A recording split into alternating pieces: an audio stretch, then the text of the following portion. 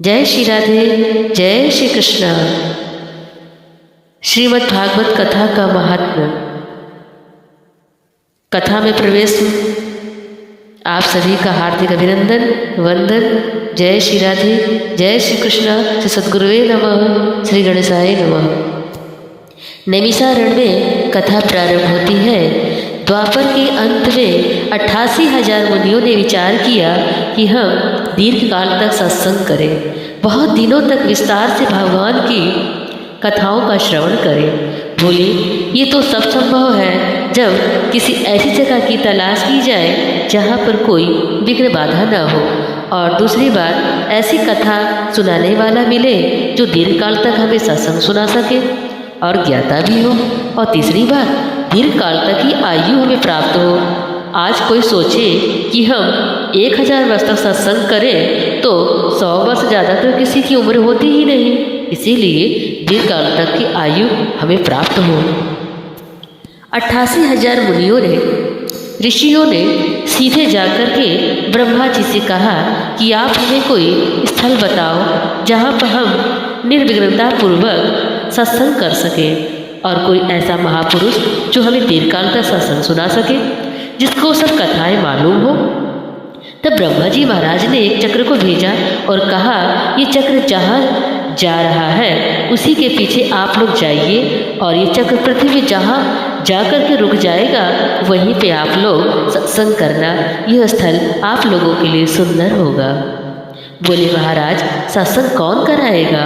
तो ब्रह्मा जी ने कहा, एक प्रशस्त वेदी बनाकर, व्यासपीठ बनाकर, आसन लगाकर, हाथ में पुष्प लेकर भगवान श्री कृष्ण का ध्यान करना। भगवान श्री कृष्ण ही किसी महापुरुष को भेज देंगे।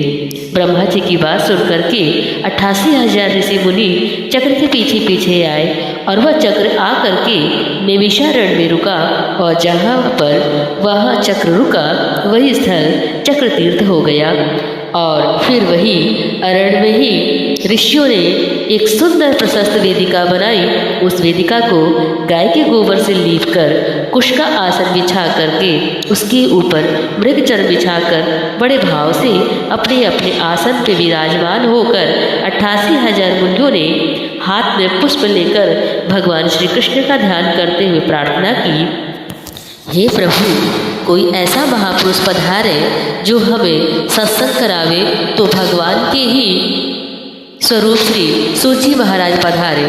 जब सूत जी महाराज आए तो मुनियों ने साष्टांग प्रणाम किया, और फिर सभी मुनियों ने सूत जी को व्यासपीठ में विराजमान कराया और उनसे प्रार्थना की, हे प्रभु, आप हमें भगवान की पावन कथा सुनाइए। सूत जी महाराज कथा की बहुत बड़े विज्ञ हैं, ज्ञाता भी हैं। इनको अंतकाल तक, अनंत काल की कथाएं याद है।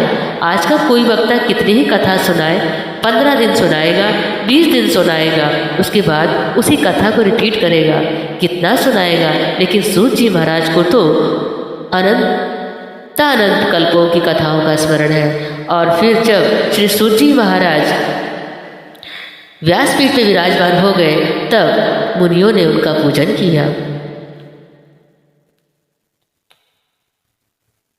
कथामृतार स्वाद कुशला सौनकः निमिषे आसीनं महामती सुतम् अभिवादय अब्रवीत्। आसन पे विराजमान महामती बुद्धिमान शिरोमणि अभिवादय प्रणाम करके अब्रवीत् कहा, कैसे हैं सूत जी महाराज? बोले, महामती। महामती का अर्थ है प्रखर बुद्धि वाला, अथवा महामनि परमात्मा भगवान का एक नाम है। महान ऐसे महान परमात्मा जिसकी बुद्धि में प्रतिष्ठित हो उसे कहते हैं महामती। अतः नैमिषारण्य की पावन भूमि है जहाँ भागवत कथा का शुभारंभ हो रहा है। गोस्वामी तुलसी जी ने नैमिषारण्य की भूमि की महिमा गाते हुए लिखा है, तीर्थवर नैमिष विख्याता अति पुनीत साधक सिद्धिदाता। नैमिषारण्य की पावन भूमि में 88,000 मुनियों की अध्यक्षता कर रहे हैं सौनक जी महाराज। कैसे हैं सौनक जी महाराज? कथामृता रसास्वाद कुशला, अर्थात कथामृत रसास्वादन करने में बड़े कुशल हैं। सौनक जी महाराज सर्वप्रथम व्यासपीठ पे आसीन सूत जी की प्रशंसा करते हैं, क्योंकि ये परंपरा है कि कोई भी जिज्ञासा करने के पूर्व वक्ता की प्रशंसा करके उसे आदर और सम्मान प्रदान करना चाहिए, उसके पश्चात ही उससे प्रश्न करना चाहिए। इसीलिए गीता में गोविंद ने कहा है कि तद्विधीति प्रणिपाते परिप्रश्ने सेव्या उपदेक्ष्यन्ति ते ज्ञानम् ज्ञानिनस् तत्त्वदर्शिनः। उस ज्ञान को तू तत्वदर्शी ज्ञानियों के पास जाकर समझ, उनको भली भांति दंडवत प्रणाम करने से, उनकी सेवा करने से और कपट छोड़कर सरलतापूर्वक प्रश्न करने से भी परमात्मा तत्व को भली भांति जानने वाले ज्ञानी महात्मा तुझे उस तत्व ज्ञान का उपदेश करेंगे। अतः सर्वप्रथम शौनक जी महाराज सूत जी महाराज की प्रशंसा करते हैं। हे सूत जी महाराज, आपका ज्ञान अज्ञान रूपी अंधकार को नष्ट करने के लिए करोड़ों सूर्यों के समान है। इसीलिए आप हमें कथा नहीं बल्कि समस्त कथाओं का सार श्रवण कराइए। विवेक की बुद्धि किस प्रकार से होती है तथा वैष्णवजन किस तरह माया और मुँह में से अपना पीछा छुड़ाते हैं। और हे सूत जी महाराज, भगवान श्री कृष्ण की प्राप्ति का शाश्वत साधन क्या है? कृष्ण प्राप्तिकरम सत्व साधनम तद्वदाधुना। कृष्ण प्राप्ति करम भगवान श्री कृष्ण की प्राप्ति कराने वाला भवेद होवे अधुना अब तत् उसे बतलावे। हे सूत जी महाराज, चिंतामणि हमें केवल लौकिक सुख दे सकती है, लौकिक सुख दे सकती है। कल्प वृक्ष ज़्यादा से ज़्यादा हमें स्वर्ग की संपदा दे सकता है, किंतु हे सूत जी महाराज, अगर गुरुदेव प्रसन्न हो जाए तो वह तो हमें भगवान का भी योग दुर्लभ वैकुंठ धाम प्रदान कर देते हैं। सूत जी सौनक जी, आपके हृदय में भगवान के प्रति प्रेम है, अतः मैं आपको संपूर्ण सिद्धांतों का सार सुनाता हूँ जो जन्म और मृत्यु के भय का विनाश कर देता है। इस संसार में प्रत्येक व्यक्ति सबसे ज़्यादा डरता है तो अपनी मृत्यु से डरता है।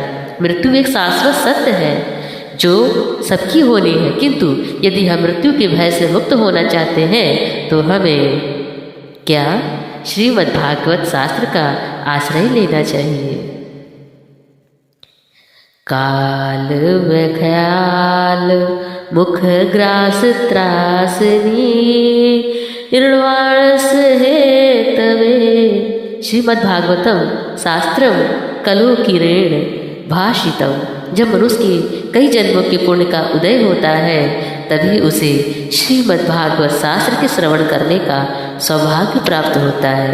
श्रीमद् भागवत जी का संक्षिप्त महत्व। सूत जी कहते हैं, परीक्षिते कथा वक्तुं सभायां संसिते ते सुखे सुधा कुंभं गृहीतवे देवास्त्र समागमम्।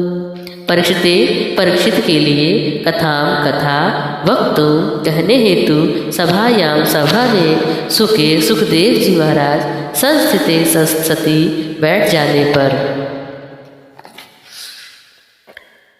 तत्र वहाँ देवता लोग सुधा कुंभम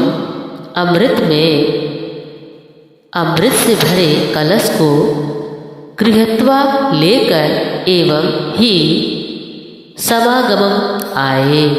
हे सौनक जी ऋषियों, सौनकादि ऋषियों, जब सुखदेव जी महाराज परीक्षित को यह श्रीमद् भागवत की कथा सुनाने के लिए सभा में उपस्थित हुए थे, उसी समय देवता लोग उनके पास अमृत का कलश लेकर के आए, क्योंकि देवता अपना काम बनाने में बड़े कुशल होते हैं। अतः सब ने सुखदेव मुनि को नमस्कार करके कहा, हे सुखदेव जी महाराज, आप राजा परीक्षित को यह श्रीमद् भागवत की कथा इसीलिए सुना रहे हैं क्योंकि 7 दिन में इनकी मृत्यु हो जाएगी, अतः हम आप